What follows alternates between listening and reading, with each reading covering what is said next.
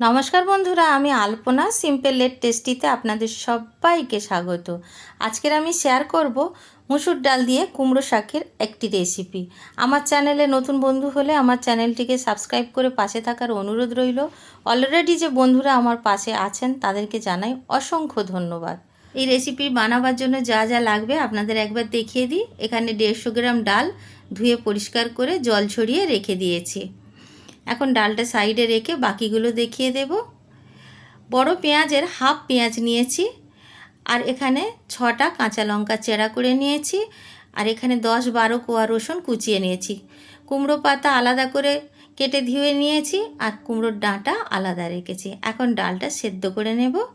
তার জন্য আমি এখানে গ্যাস জ্বালিয়ে কড়াই বসিয়ে দিয়েছি। 1 লিটার জল দিয়ে দেব।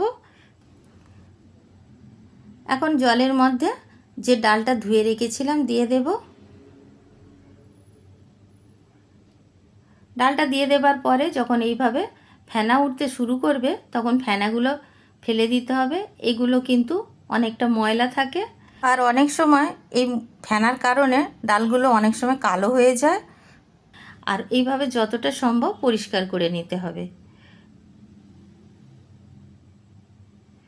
এখন আমি সবগুলো তুলে নিয়েছি, আর এখন দিয়ে দেব ডাঁটাগুলো। ডাঁটাগুলো যদি ডালের সাথে দিয়ে দিই, ডাল আর ডাঁটা একসাথে খুব ভালোভাবে সেদ্ধ হয়ে যাবে। মসুর ডাল সেদ্ধ হতে বেশি সময় লাগে না, 8 থেকে 10 মিনিটে মসুর ডাল সেদ্ধ হয়ে যাবে। দিয়ে দেব স্বাদ অনুসারে লবণ, আর দিয়ে দেব হাফ চায়ের চামচ হলুদ গুঁড়ো। এখানে লবণ আমি 1 চায়ের চামচ দিয়েছি, পরে লাগলে আবার দেব। অপেক্ষা করব ডালটা ভালোভাবে সেদ্ধ হয়ে যাওয়ার। এখন ডালটা সেদ্ধ হয়ে গেছে, আমি একবার চেক করে নেব। দেখুন কতটা সেদ্ধ হয়ে গেছে। ডাল ঘুটনি দিয়ে কিন্তু ডাল ঘাঁটার কোনো প্রয়োজন নেই। হাতা দিয়ে হালকাভাবে এইভাবে নাড়াচাড়া করে নেব। আমরা যদি বেশি ডাল ঘাঁটাঘাঁটি করি তাহলে ডাঁটাগুলোও কিন্তু নষ্ট হয়ে যাবে। এখন আমি কুমড়ো পাতাগুলো দিয়ে দেব ডালের মধ্যে। গরম ডালের মধ্যে দিয়ে এইভাবে যদি ডুবিয়ে দিই পাতাগুলো খুব তাড়াতাড়ি মজে যাবে, আর কালারটা খুব সুন্দর থাকবে।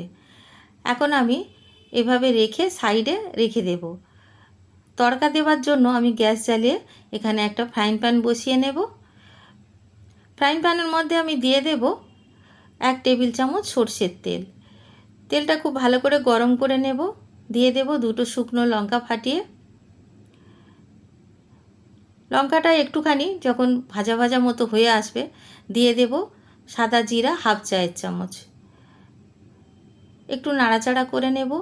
সাদা জিরার জায়গায় আপনারা 5 ফোড়ন দিতে পারেন, বা কালো জিরেও দিতে পারেন, যেমনটা আপনাদের পছন্দ। এটাতে কিন্তু সব রকম দেয়া যায়।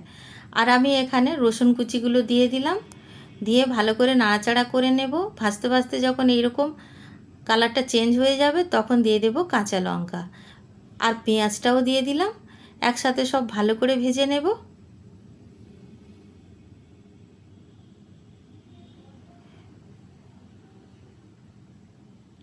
ভাজতে ভাজতে যখন এইরকম কালার এসে যাবে তখন বুঝতে হবে যে আমাদের তড়কা দেবার মতো পেঁয়াজটা ভাজা হয়ে গেছে।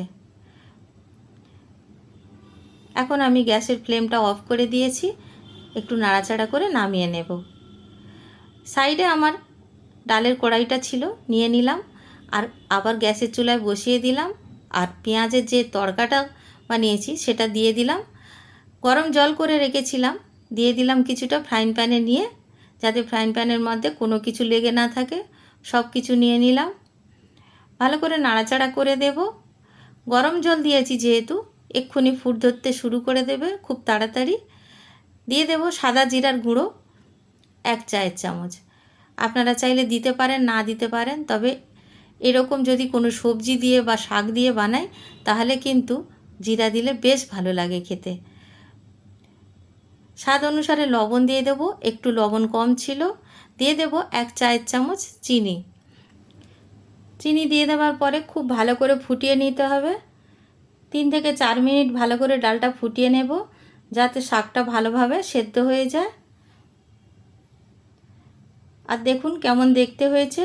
ডালটা কিন্তু অনেকটা পাতলা হবে। এই গরমের সময় আলাদা আলাদা ডাল শাক না রান্না করে এভাবে একসাথে ভালোভাবে রান্না করে গরম ভাতের সাথে খেয়ে দেখবেন, দারুণ লাগে বন্ধুরা। এখন আমাদের রেডি হয়ে গেছে ডাল, নামিয়ে নেব একটি পাত্রে। বাড়িতে বানাবেন আর কেমন লাগলো কমেন্ট করে জানাবেন। রেসিপি যদি ভালো লাগে লাইক করবেন, শেয়ার করবেন, নতুন বন্ধু হলে সাবস্ক্রাইব করতে ভুলবেন না যেন। আজকের এই পর্যন্ত, দেখা হবে পরের ভিডিও নতুন কোনো রেসিপির সঙ্গে। সুস্থ থাকবেন, ধন্যবাদ, নমস্কার।